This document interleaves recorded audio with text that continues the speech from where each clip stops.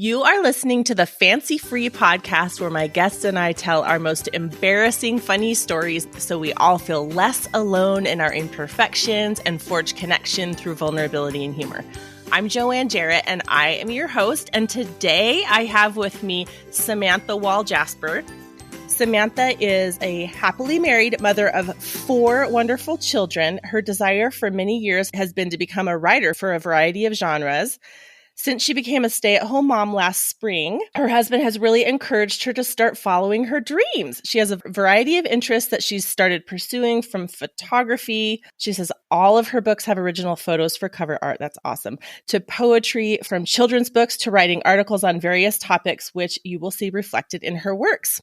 She can be followed through Over My Husband's Head on Facebook. I love that title. Samantha, thank you so much for being with me today. Yeah, thank you for having me. I'm really excited. Absolutely. Well, what did I miss? Fill in the blanks about who you are and what you do. Well, I live in Iowa in a really little town called Donaldson. I have 4 kids, a 11-year-old, 6-year-old, a 2-year-old, and an almost 1-year-old. So they keep me pretty busy. I left my job in childcare kind of like at the beginning of the pandemic starting. We decided for me to just become a stay-at-home mom. And in that time, I just really started pursuing writing, since I've always kind of wanted to start writing. And then I don't want to say that I really had more time to do it, but I guess I started focusing my time on it. I just recently was having that conversation with somebody, and I said, I'm going to quit saying that I'm a stay-at-home mom. Like, I'm going to say that I'm a writer, because when I say I'm a stay-at-home mom, people are like, oh, how do you just enjoy doing nothing all day? And so crazy. It's the craziest question. Yeah, I'm like, my books and everything don't just appear. I spend a lot of time working, and writing and everything. So I think I'm going to label myself a writer. Yeah, for sure. And the fact that you accomplished that with 4 kids at home, my head's swimming. I have 2 kids. Well, actually, we have a bonus kid right now, but I have 2 seniors and a junior, so they're easy. Yeah, right. They drive themselves, they feed themselves, they bathe themselves, Yeah. All the luxuries I have to look forward to that mine do not do yet. Oh my gosh, I know. With your 2 youngest, you're still totally in the weeds, but you have 2 older ones, so you do know what you're to look forward to. Like when you're done with naps and bottles and diapers, it's like a whole new world. It's we just got done with bottles for my 1-year-old, and he broke up the bottle really well and everything. And I'm just like, I never have to do bottles again. It's exciting. Make sure, sister. My husband already got snipped, so we are good. Perfect. Okay, well, let's get to know you a little better with your rapid fire questions. What is your love language? I always say my love language is like gifting things to people, which is a lot of kind of like the idea behind my books. People who haven't read my books, they'll ask me, what's the point? Like, what are these about? And they're kind of based on funny and sweet poetry. And the thing about them is I really just see them as being like a perfect gift for somebody.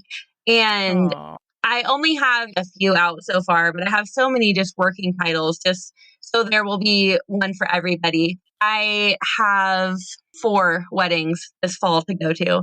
So now that's kind of like my generic wedding present now is you get my books, you get Over My Husband's Head and then Over Your Wife's Hair. And they're pretty much they're just full of like a bunch of funny poems of like stereotypical things that, like wives and husbands either realize they do that drives the other one crazy or don't realize they do. And they're just really fun. Like they're just really simple, like haiku poems that will make you laugh. And then like some sweet stuff kind of thrown in there. My love language is just gifting. You produced the perfect gift. That's so awesome. Yeah, I did Over Your Teacher's Desk, which is, just geared towards teachers. I felt like especially with the pandemic, teachers just really needed to feel that extra appreciation. So I used a lot of my childcare experience and I put together this really fun book of just, all the stereotypical things that kids do that just drive teachers crazy and just made it into poem form and then put like some really sweet poems showing them gratitude and how meaningful teachers are. And that's like my teacher gift now, I love and they it. love it. They read it and they're like, oh, this is so good. That is awesome. And I think the other one's such perfect shower gifts. Yeah. I think books are an amazing gift. And I think that gifting as a love language is kind of rare. I ask this question a lot, and I think you're the very first person who's ever told me that her love language is gifts. And I think I only have one girlfriend whose love language is gifts. Yeah. I don't know why. I don't know if people are like embarrassed to admit it. So is your husband good at giving you gifts? Yeah, he is. And I don't even know that he's always been that way, or I've just like rubbed off on him. You trained him up? I've trained him to gift properly because it's just so much more than going to the store and just like buying something for somebody. I mean, I'm really about just like a handmade gifts. And even if it is something that you just went and bought, it's like all of the work behind it, going store to store until you find the perfect thing. It's not always just, a gift for your birthday. It's a surprise gift if somebody's having a bad day. It really is. It's so much deeper than just like, I bought you a present. Yes. But yeah, my husband, he gets me some really good gifts. And he's like the sweet guy that just stops and picks me up a bottle of wine.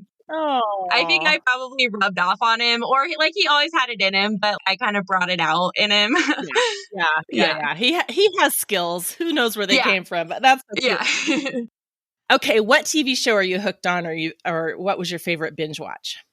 I am one of those terrible people you hear about that watches The Office over and over and over again. I love The Office. It drives my husband nuts because he's in denial. He does like it. He does. Because every once in a while he'll like quote it, and I'm like, did you just quote The Office? Because you say you don't like that show, but yet you're quoting it. I have the entire Sex and the City collection, the whole series, and I watch that over and over and over. Like comfort food for you. Yeah. Those of you who don't relate or understand, The Office really grows on you. So my husband forced me to watch the whole season before I made a judgment call. And by then I loved it. The first couple episodes, I was like, I do not understand why this show is so popular. But then we watched the entire... Yeah. And the character Jim, his nonverbal acting is so incredible. I love just watching it for that. Just his facial expressions. And, oh my gosh, so amazing. Okay, have you ever met a celebrity? I have.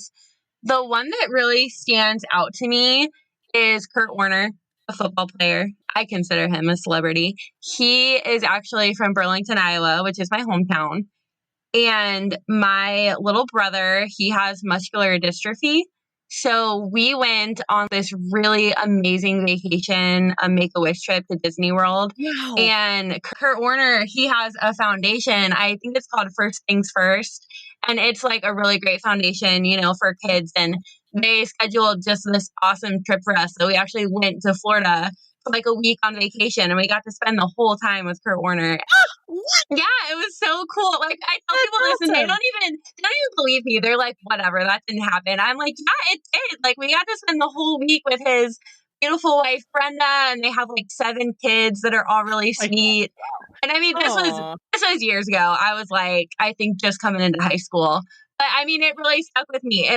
They are just not what you would expect. He was the nicest person in the world. I'll link to it so you guys can just go to the show notes and click on it. That's awesome. Wow. Yeah, he's just a really phenomenal person. And I was so excited. They are, I guess, doing a movie about him that comes out on Christmas. And my son's really into football, my 11-year-old. So I'm like, we're going to have to go see that in the theater. Sure. Oh my gosh, how neat. Okay, what's your favorite joke? Oh, my favorite joke.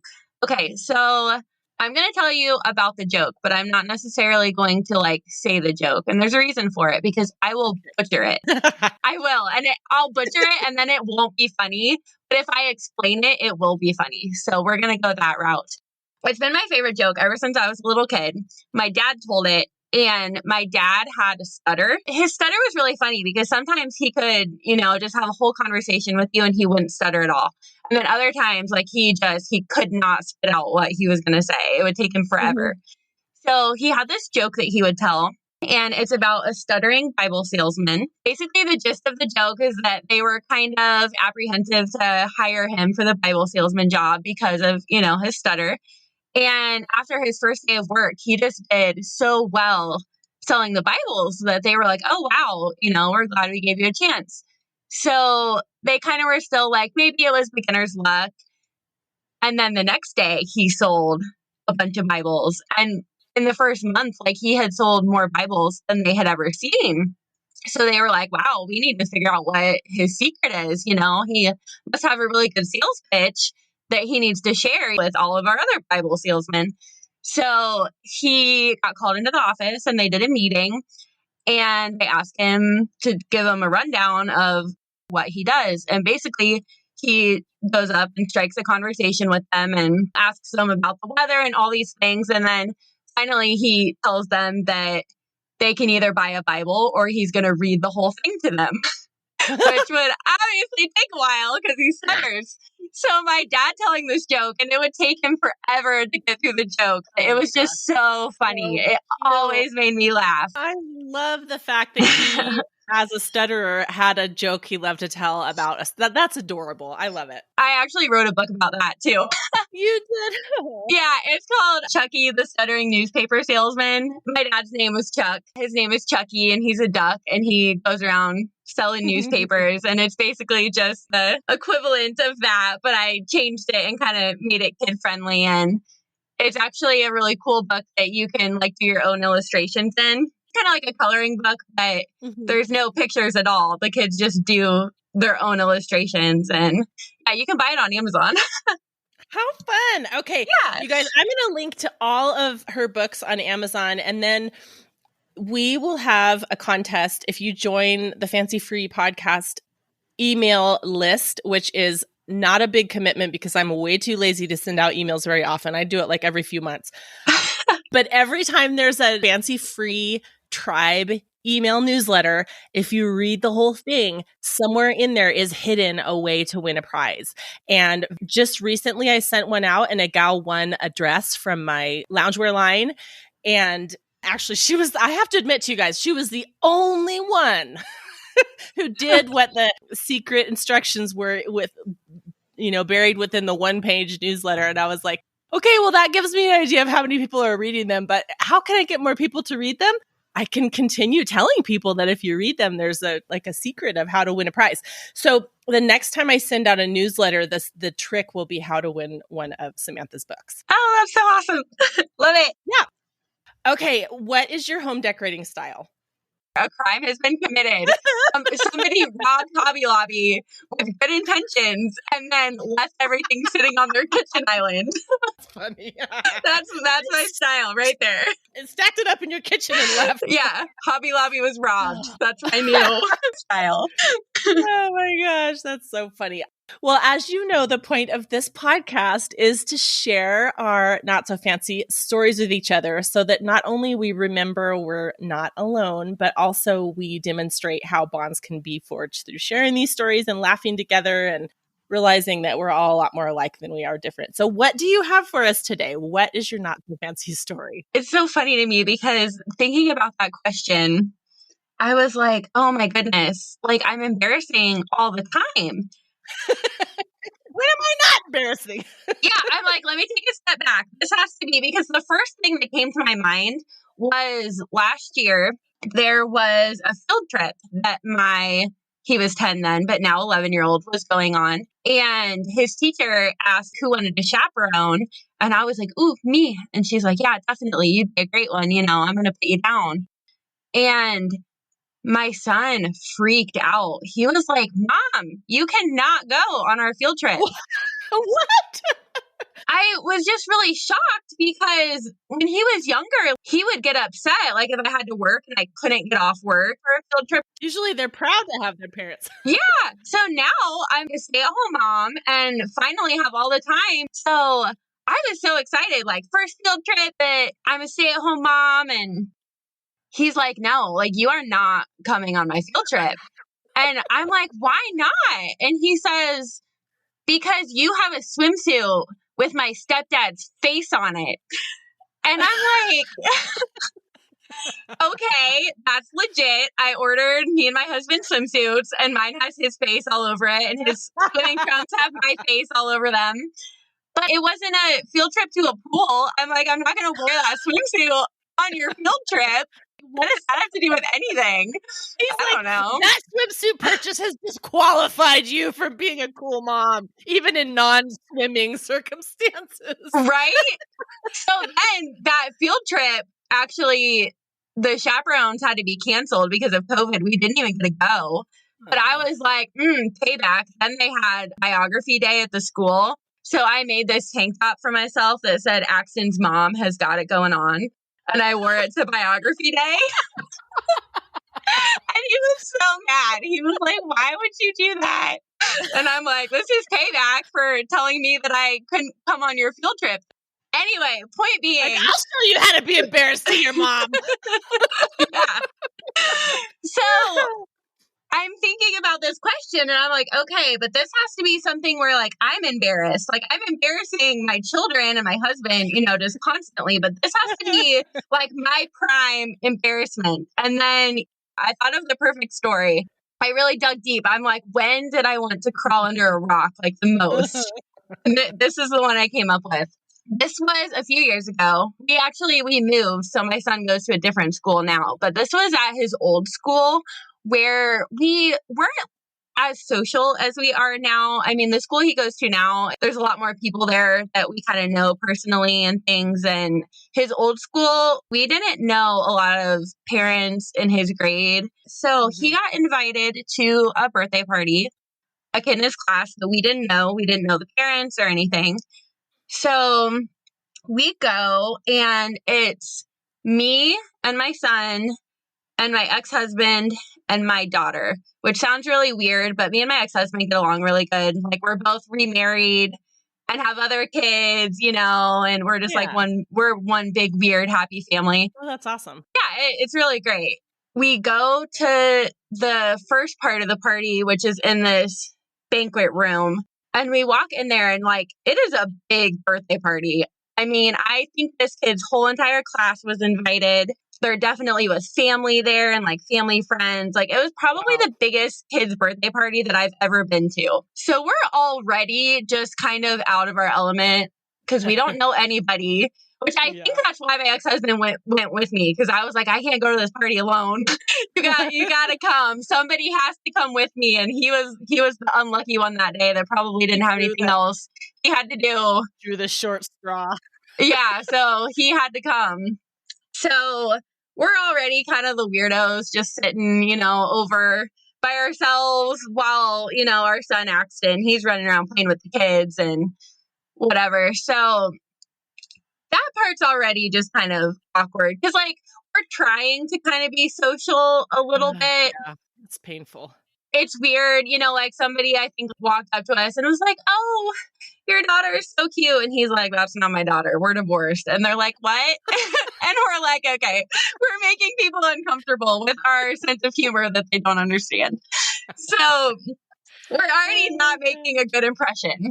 So after cake and ice cream, we go over to another part of the venue. It's called Fun City. It has bowling and go-karts and video games and all that kinds of stuff. Okay.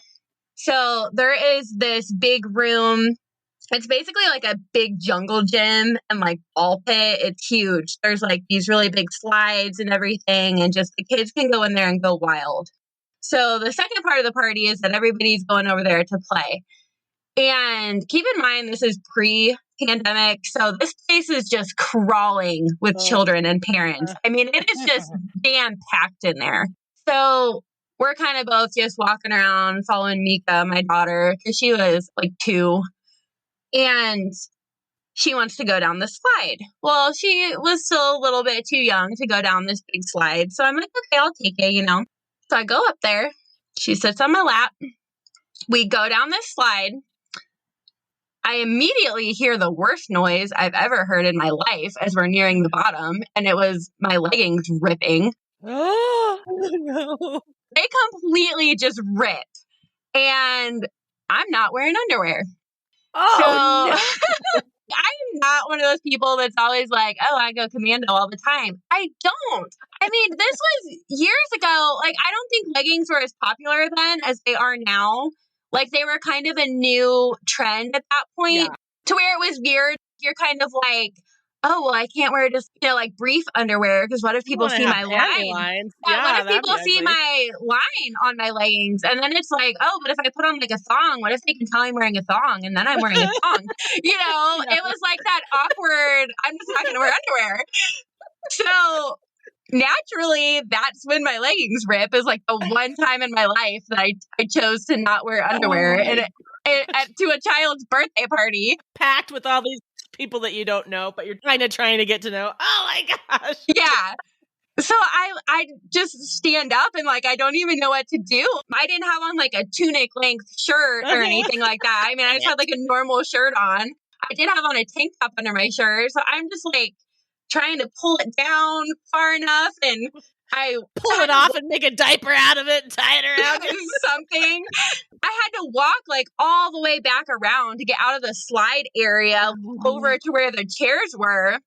So I walk back over there and I sit in a chair and I don't see Josh, which is my son's dad. I'm like, where did he go? So I'm like calling him. I'm like, you need to come over here.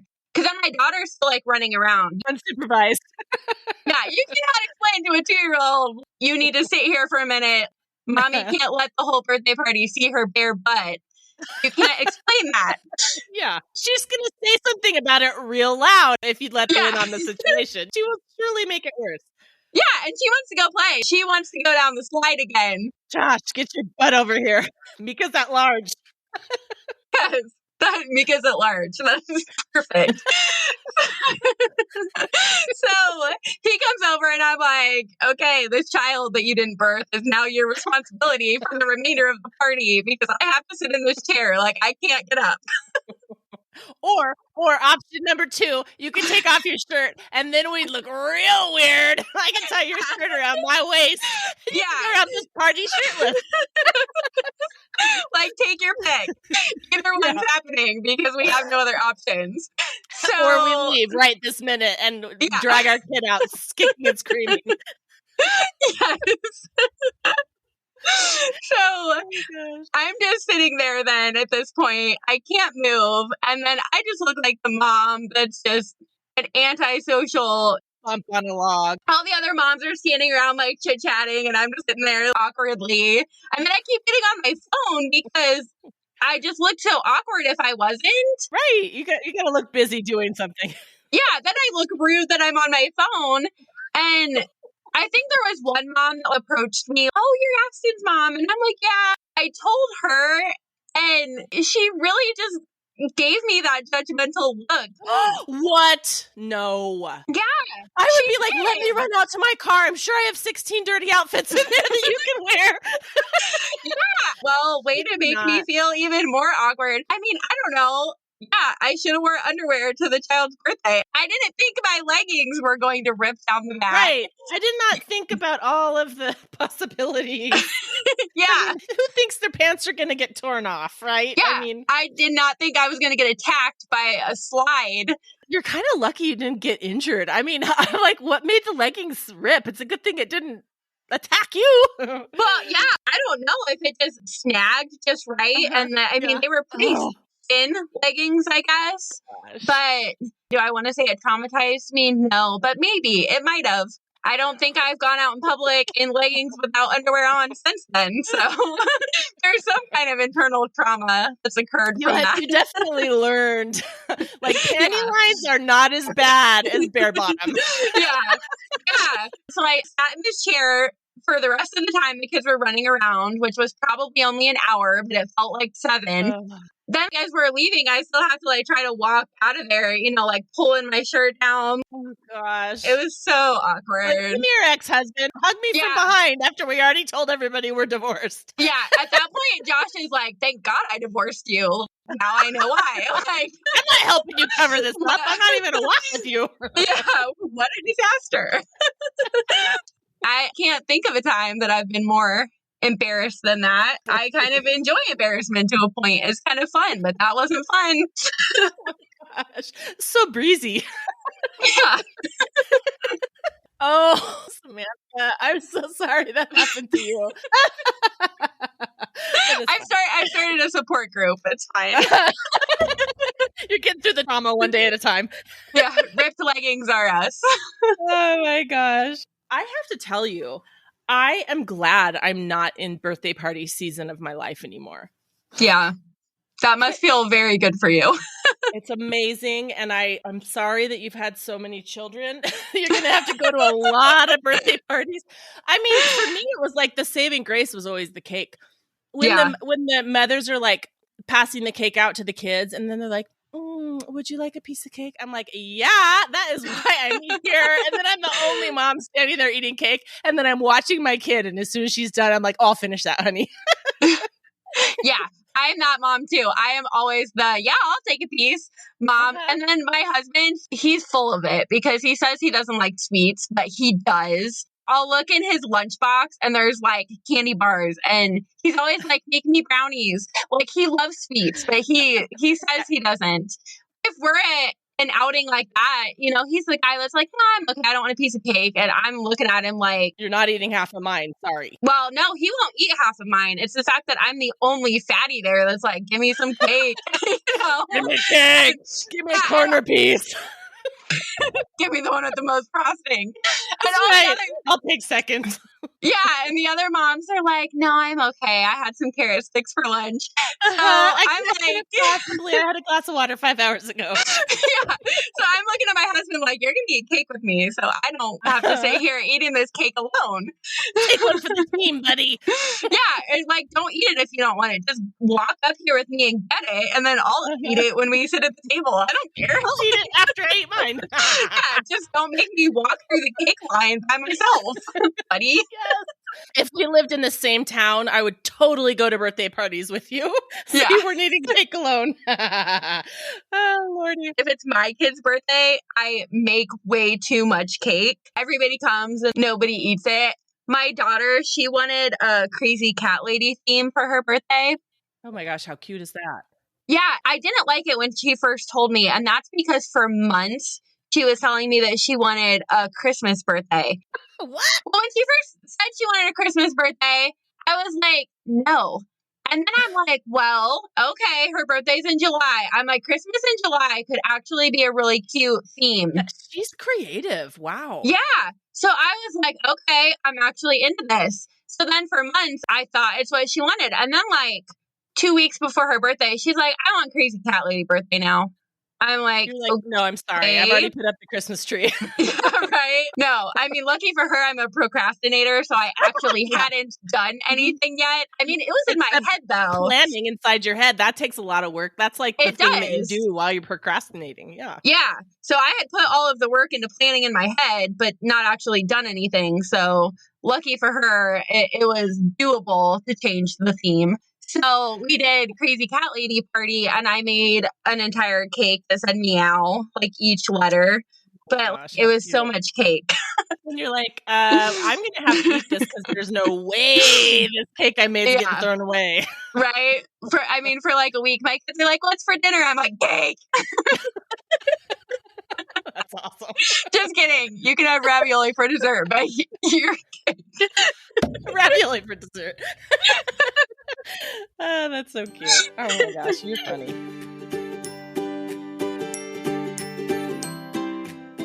All right, it's time to talk about life hacks. Do you have a quick life hack you think the listeners would like? Well, the one that came to mind is something, and I don't even know, maybe this is like an outdated life hack, but I guess I wasn't aware that not everybody knew about it. I think it was a few weeks ago. My sister-in-law asked if I wanted these like John Deere DVDs for my 2-year-old who is obsessed with tractors, and I was like, oh yeah. And she's like, well, there's one of them though, like you might have to just get rid of it because like it skips. It's really scratched. And I was like, I'll just put some toothpaste on it. And she's like, what? I'm like, have you never heard that? Like that fixes DVDs and CDs if you put toothpaste on them. It has to be a non-gel toothpaste. Okay. And you just kind of smear it on there, like where the scratches are, just kind of move it from like the inside to like the outside. Mm-hmm. And then you just wash it off with water. And yeah, it fixes them. Wow. That's so magical. Crazy. Yeah, it really works. And I did it to that tractor DVD and it has not skipped a bit.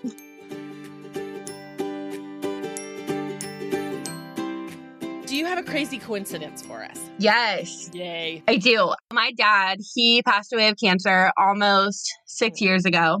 And it was only, I think, a couple of weeks after he died. I had kind of been thinking about switching my phone provider. I was like, I just need to go get, a new phone today. So I'm at the phone store, switching over and getting a completely new phone. And the guy reads me my phone number. And I kind of just stared at him really stupid.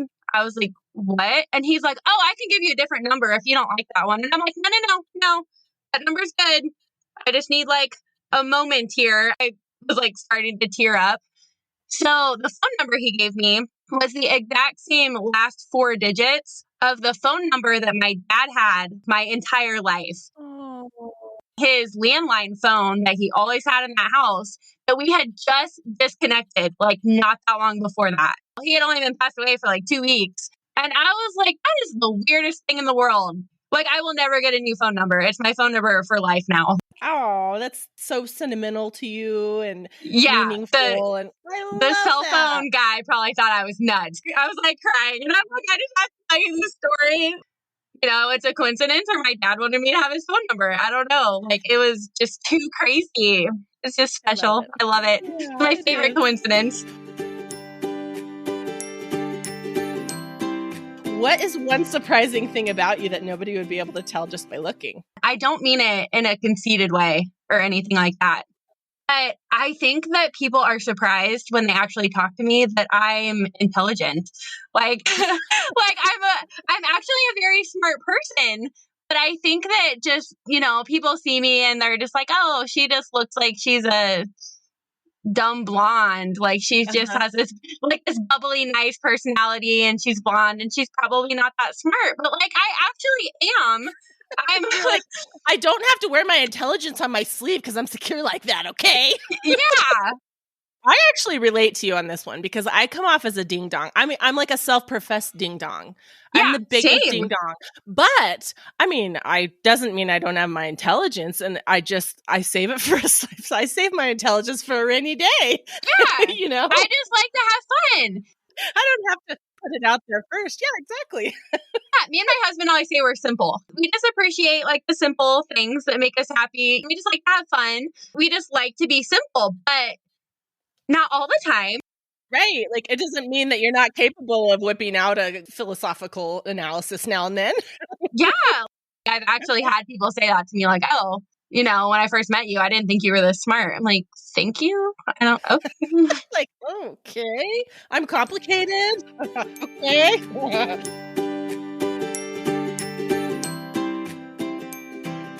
What mission are you excited about that you want to tell the listeners about? So my books that I have, which I described, they're just sarcastic and sweet poetry. I actually put out another book that is really just important and special to me.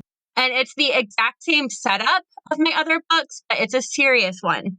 Okay. It is Over the Hotline's Head, and it is love poems for suicide prevention. Oh. It's haiku poems, and then some long, sweeter poems, and then a lot of good information in there, just a lot of facts and self-help tips for positive mental health and things like that.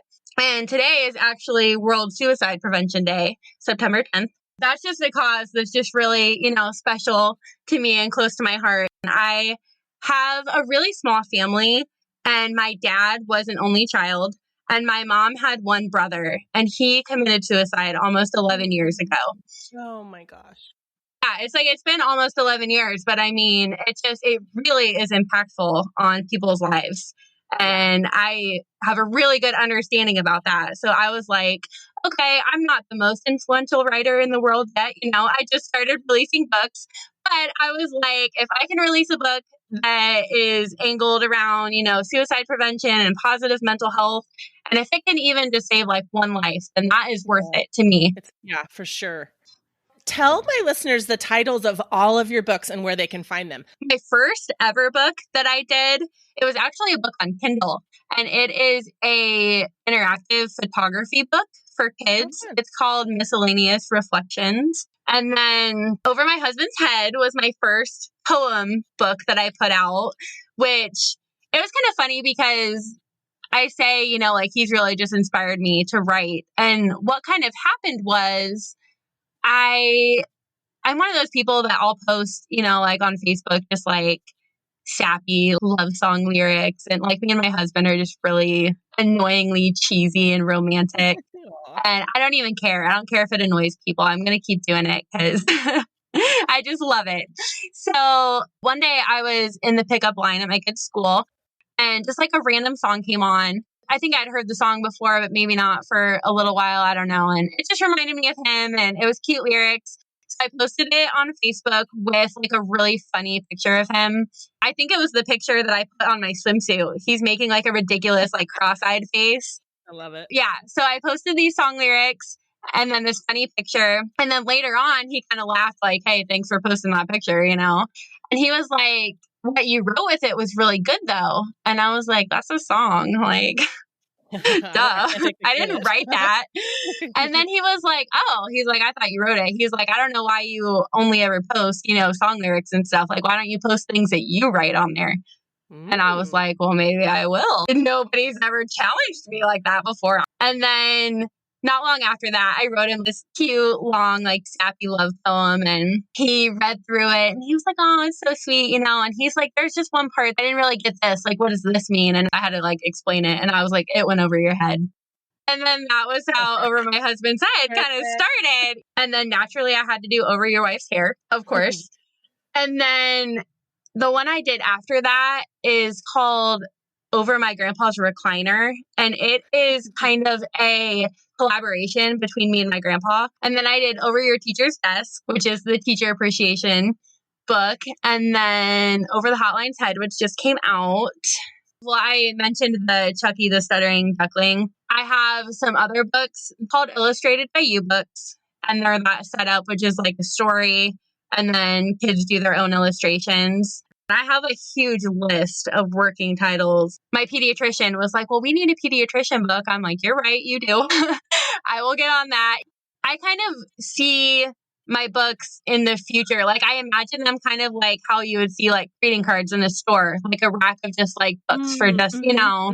For different like, occasions and different yeah, like there's one there for anybody and everybody. Yep, I can picture that too. Yeah, that's my goal. And eventually I'll get there. But yeah, it takes time. It's not going to happen overnight.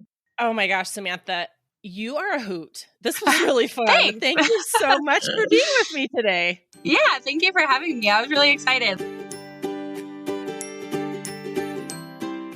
Oh my gosh, you guys. Samantha may have to be a regular. She was absolutely adorable.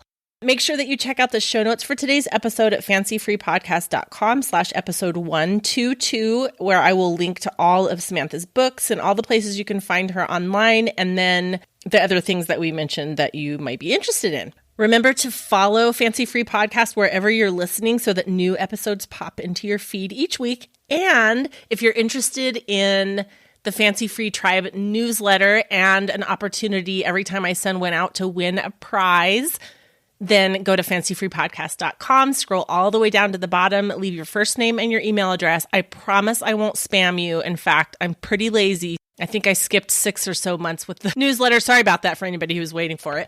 But you know what? When I send them, they're fun. There's always exclusive audio to link to. And then I just give stats about the show, like what was the most popular episode of the month and was I a guest on any other podcasts? And there's always something to be won if you read the little one-page newsletter.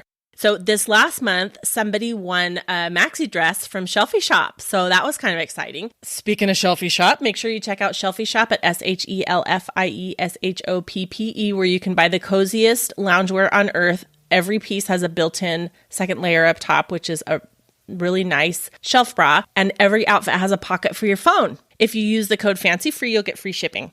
If you have a listener story to tell, email me at notfancy@fancyfreepodcast.com. I absolutely love the episodes that include a listener story. So much fun to me. And if you want more connection, laughter, and sharing, join the Fancy Free Facebook group. The question of the week last week was about bad naked. The question of the week this week is, if you were going to write a haiku about any one thing, what would it be? Bonus if you actually write the haiku and put it in the comments. And I'll write a haiku too. We'll see how we do. Samantha has inspired me. Have a wonderful week, and remember, no one is as fancy as they look.